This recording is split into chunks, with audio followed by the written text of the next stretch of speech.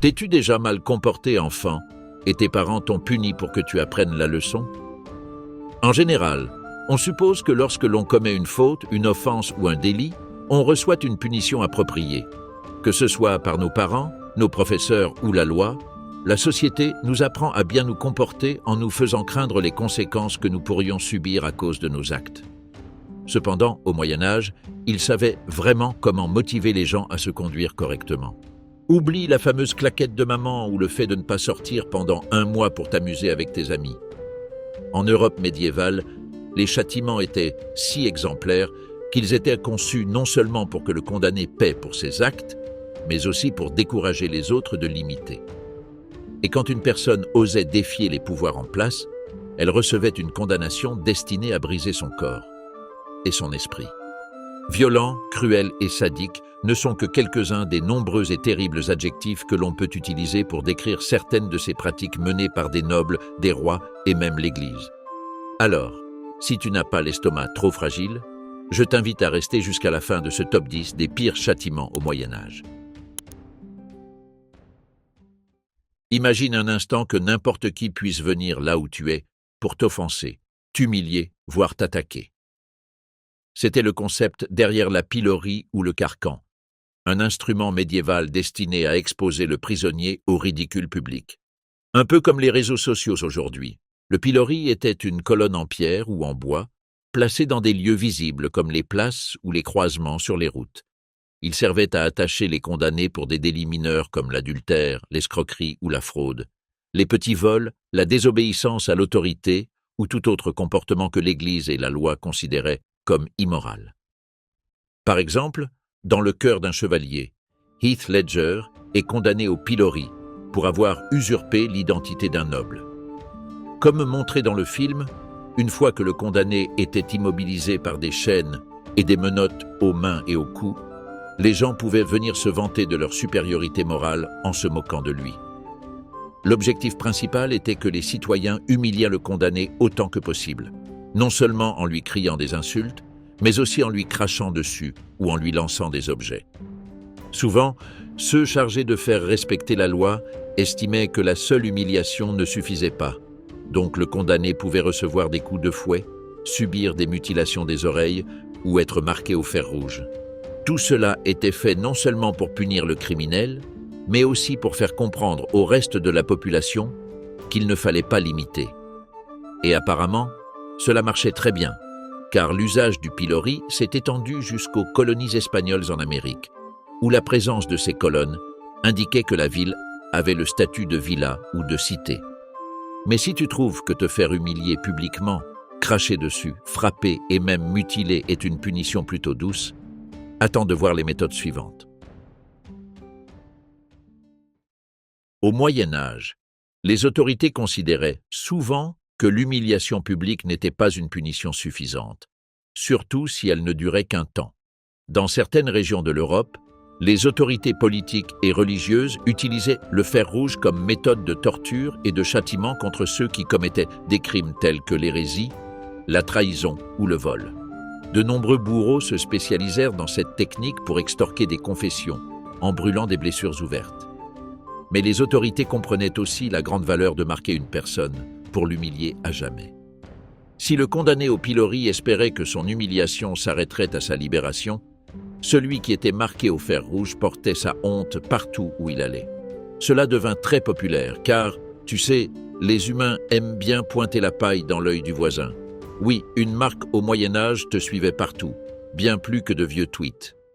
En plus de la stigmatisation sociale, la brûlure pouvait causer infection, nécrose et perte de tissu.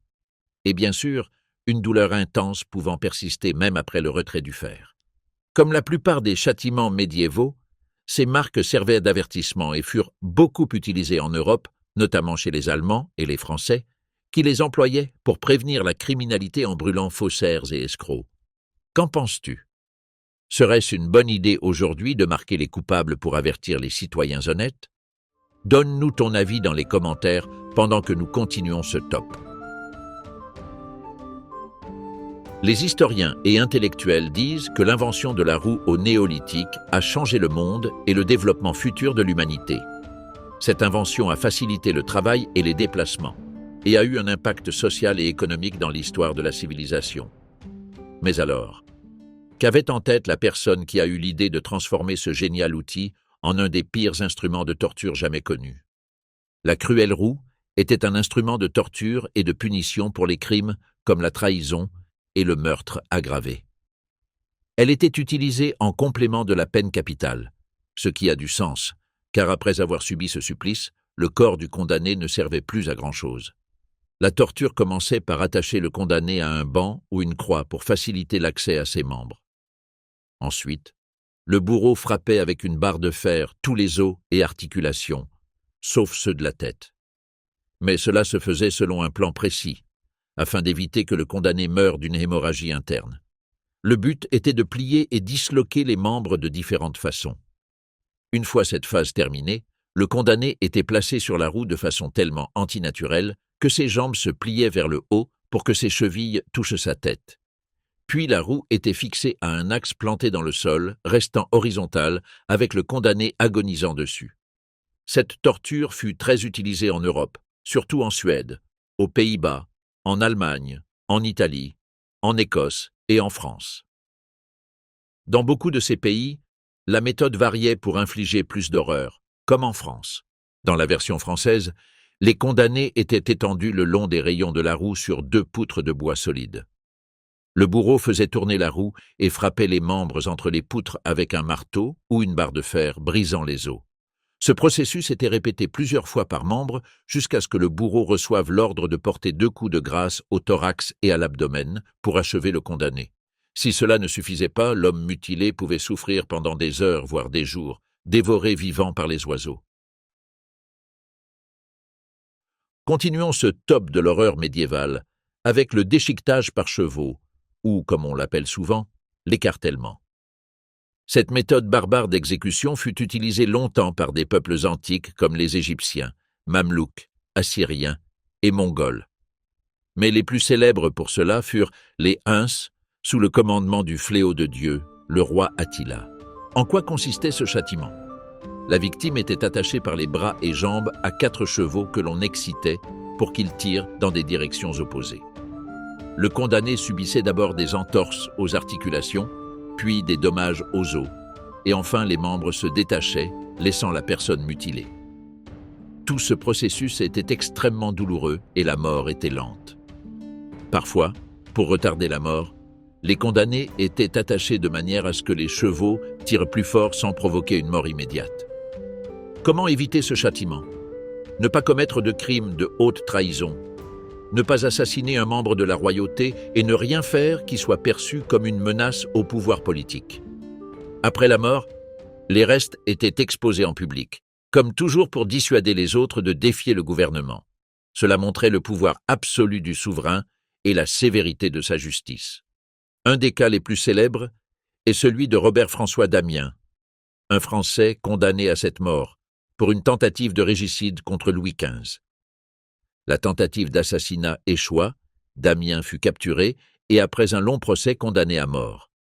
Le 28 mars 1757, tout Paris se rassembla pour voir comment il fut brûlé au soufre, puis on versa de la cire fondue, du plomb et de l'huile bouillante sur ses blessures. Après cette torture, Damien fut attaché aux chevaux pour être démembré, mais son corps montra une grande élasticité et ralentit le processus. Les bourreaux durent couper les ligaments pour que les chevaux réussissent finalement à séparer ses membres. Son torse, encore vivant, fut jeté au feu. Et tu te demandes, que faisaient les gens de cette époque? Rien. Ils achetaient du pop-corn et profitaient du spectacle. Nous continuons notre top 10 des punitions les plus horribles utilisées au Moyen-Âge, mais avant de poursuivre, je veux te poser une question. T'es-tu déjà brûlé avec de l'eau bouillante? Si oui, je suis sûr que ce n'était pas une sensation très agréable. C'est ce que pensaient tous ceux qui, durant le Moyen-Âge européen, ont été condamnés à mourir par ébullition. Autrement dit, ils étaient bouillis vivants. Bien que cette punition fût peu courante, son utilisation est attestée dans l'histoire. Cette pratique consistait à plonger la victime dans de l'eau bouillante, mais on pouvait aussi utiliser de l'huile, du vinaigre voire du plomb fondu. Parfois, le condamné était jeté d'un coup, et d'autres fois, on l'introduisait lentement pour augmenter la souffrance, si cela était possible. Lors de l'ébullition, la mort était atroce, car la peau et les tissus se détachaient couche par couche, provoquant une douleur extrême. Je dis cela pour que tu comprennes ce que ressent ton partenaire quand vous prenez une douche ensemble et que l'eau est très chaude. Cette pratique fut légalisée en Angleterre au XVIe siècle par nul autre que le célèbre monarque Henri VIII. Elle était surtout utilisée contre les empoisonneurs, car ceux-ci étaient considérés comme des traîtres et des lâches pour tuer en secret. Au moins, c'est ce dont Richard Rouse fut accusé en 1532. Cet homme fut coupable d'avoir empoisonné des aliments dans la maison de l'évêque anglais, John Fisher, ce qui provoqua la mort de 2 personnes. Même s'il n'y avait pas de preuves irréfutables contre lui, l'interprétation des faits faite par le roi fut suffisante pour le condamner à l'une des punitions les plus terribles que l'humanité ait jamais connues. Le jour de sa mort, Rouse fut enchaîné, pendu et plongé, puis retiré de l'eau bouillante jusqu'à 3 reprises. Les chroniques de l'époque racontent que ces hurlements de douleur étaient si forts qu'ils firent s'évanouir plusieurs femmes enceintes venues assister à l'exécution. Et tu te demandes sans doute pourquoi ces femmes étaient là. Plusieurs études scientifiques affirment qu'il n'y a pas de meilleur remède pour soulager les douleurs de l'accouchement que de voir un homme être bouilli vivant. Au 6e rang de ce top des punitions médiévales les plus terrifiantes, nous trouvons la scie, autrement dit, couper quelqu'un en 2, de bas en haut, alors qu'il est encore vivant. Oui, on te coupait comme un pain. La sciure d'une personne est une méthode bien plus ancienne qui existait déjà plusieurs siècles avant le Moyen-Âge. Par exemple, la tradition judéo-chrétienne affirme que le prophète Ésaïe est mort coupé en 2, environ 8 siècles avant la naissance de Jésus-Christ. Scier quelqu'un n'était ni simple, ni agréable, ni propre. Pour ce faire, on attachait le condamné à l'envers, généralement par les pieds. Cela permettait au sang de s'accumuler dans la tête et au condamné de rester en vie plus longtemps. La coupe commençait à l'entrejambe ou à l'anus, et on sciait lentement vers le haut. Le bourreau s'arrêtait généralement à l'abdomen, mais parfois il continuait jusqu'à la poitrine ou la tête. Si couper quelqu'un en 2 est déjà brutal et horrible, la position tête en bas aidait à ne pas endommager immédiatement les organes vitaux, donc le cœur continuait à pomper le sang, gardant la personne en vie. L'agonie et la douleur pouvaient durer plusieurs minutes jusqu'à ce que la mort survienne par choc ou perte de sang. L'efficacité de cette méthode la rendit populaire dans les contextes de répression politique en Europe, mais elle fut aussi utilisée au Moyen-Orient, dans l'Empire ottoman et en Chine. Cependant, la scie fut moins utilisée que d'autres méthodes comme la roue ou la potence, car elle était difficile à exécuter et jugée trop extrême et cruelle. Cela montre qu'au moins au Moyen-Âge, la brutalité et le sadisme avaient des limites, bien que comparé aux méthodes suivantes, la scie semble presque simple. Peu de méthodes de punition ont laissé un héritage aussi mythique et légendaire que l'empalement. Ce fut l'une des formes de torture et d'exécution les plus brutales et douloureuses, non seulement au Moyen-Âge, mais dans toute l'histoire de l'humanité. Par l'empalement, on ne tuait pas seulement une personne, on la déshumanisait et l'humiliait. Les victimes étaient transpercées avec des pieux ou des poteaux pointus introduits par l'anus, l'abdomen ou le vagin, et sortant par le torse, la poitrine, le cou, la bouche ou même la tête. Souvent, les pieux n'étaient pas pointus, ce qui faisait que les organes vitaux n'étaient pas endommagés immédiatement, augmentant ainsi l'agonie. La victime était suspendue en position verticale, et son propre poids faisait enfoncer de plus en plus le pieu, augmentant les dégâts. L'empalement fut utilisé dans plusieurs régions au Moyen-Âge, mais personne ne sut mieux exploiter cette technique que Vlad III, mieux connu sous le nom de Vlad l'Empaleur. Vlad le IIIe régna sur la Roumanie pendant plusieurs années, utilisant l'empalement pour maintenir la paix, effrayer ses ennemis et punir les criminels. On dit qu'il tua ainsi des dizaines de milliers de personnes, capables d'encercler des villes avec les cadavres empalés. On raconte même qu'il pouvait manger sous ses corps dressés. À cause de sa cruauté, Vlad III fut immortalisé comme le comte Dracula. Cependant, certains historiens roumains le considèrent comme un héros national et patriote. Ce qui est sûr, c'est que ces méthodes, bien qu'atroces, firent souvent renoncer ses ennemis à le défier. Et personne, absolument personne, ne voulait que Vlad lui transperce, tu sais quoi. Nous arrivons sur le podium de ce top, et la prochaine forme de punition médiévale ne te donnera pas la chair de poule, mais te laissera carrément sans peau. Parmi les nombreuses et cruelles tortures médiévales, peu furent aussi brutales que l'écorchement d'une personne vivante.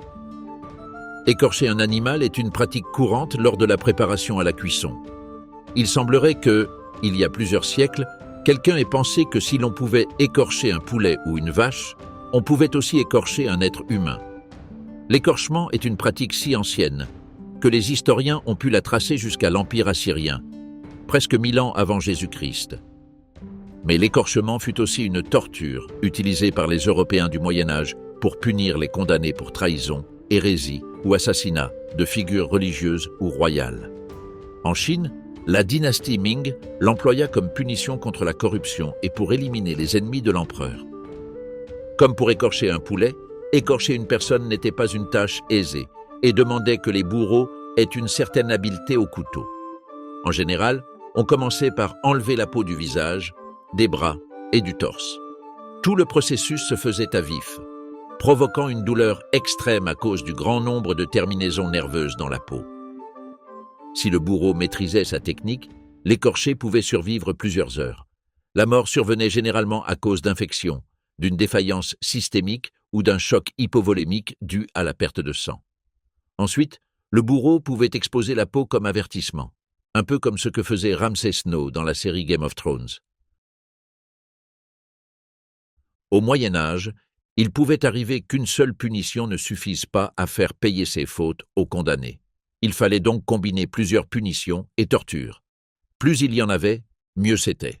Ainsi, au milieu du XIIIe siècle, les Anglais commencèrent à exécuter les accusés de haute trahison avec un châtiment appelé pendaison, traînage et écartèlement. Et, comme son nom l'indique, il s'agissait d'un condensé de plusieurs punitions. Mais ce n'était pas seulement 3, on y ajoutait aussi la mutilation des parties génitales et l'éviscération. Pas rien, hein? Le condamné était attaché à une planche ou un traîneau et traîné depuis la prison jusqu'au lieu d'exécution. En chemin, il recevait insultes et coups d'objets lancés par la foule, symbolisant son exclusion définitive de la société. Une fois arrivé, il était pendu jusqu'à l'évanouissement, puis ramené à la conscience pour les étapes suivantes. Et comme tu peux l'imaginer, le véritable supplice ne faisait que commencer. À peine conscient, le condamné assistait à son éventration et sa mutilation. Il voyait ensuite ses organes et ses parties génitales brûlées. C'était un rite de punition morale et politique. Puis, la victime était décapitée à la hache et ses membres coupés. La tête était souvent exposée à Londres, tandis que les autres parties du corps étaient envoyées dans d'autres villes en guise d'avertissement. Tout cela servait à profaner le traître et montrer la puissance de l'État pour détruire ses ennemis. Au fil de l'histoire anglaise, de nombreux hommes subirent ce châtiment, mais aucun ne fut aussi célèbre que le héros écossais William Wallace, qui, quand il ne combattait pas l'Angleterre, travaillait comme détective homicide. Nous arrivons à la première place de ce top de l'horreur médiévale avec une punition qui, bien que moins sanglante que les précédentes, était une torture brutale. Du Moyen Âge à l'époque moderne, de nombreuses victimes accusées de crimes ou soumises à l'Inquisition furent torturées ou punies avec la presse. Ce châtiment consistait à placer une planche de bois sur le corps de l'accusé, puis à y ajouter progressivement du poids. Et tu te demandes, où est le terrible? Même s'il n'y avait ni sang, ni éviscération, ni mutilation comme dans d'autres méthodes, la presse écrasait lentement la poitrine, les poumons et les côtes. Cela provoquait une douleur insupportable, des difficultés respiratoires, des fractures osseuses et un effondrement pulmonaire. Finalement, l'accusé mourait par asphyxie et hémorragie. L'agonie des victimes était énorme, et leur souffrance pouvait durer quelques minutes ou plusieurs heures. Mais le pire, c'est que beaucoup de condamnés préféraient affronter ce supplice pour protéger leur famille, car, selon le système légal anglais, entre le XIIIe et le XVIIIe siècle, une personne pouvait refuser de se déclarer coupable ou innocente des crimes dont elle était accusée. Cela était vu comme une obstruction à la justice, et on lui appliquait alors des punitions sévères comme la presse pour obtenir une confession. Si l'accusé se déclarait coupable ou était reconnu coupable lors d'un procès, tous ses biens pouvaient être confisqués par la couronne anglaise. C'est pourquoi beaucoup préféraient subir la torture et l'agonie de la presse afin de préserver l'héritage destiné à leurs proches.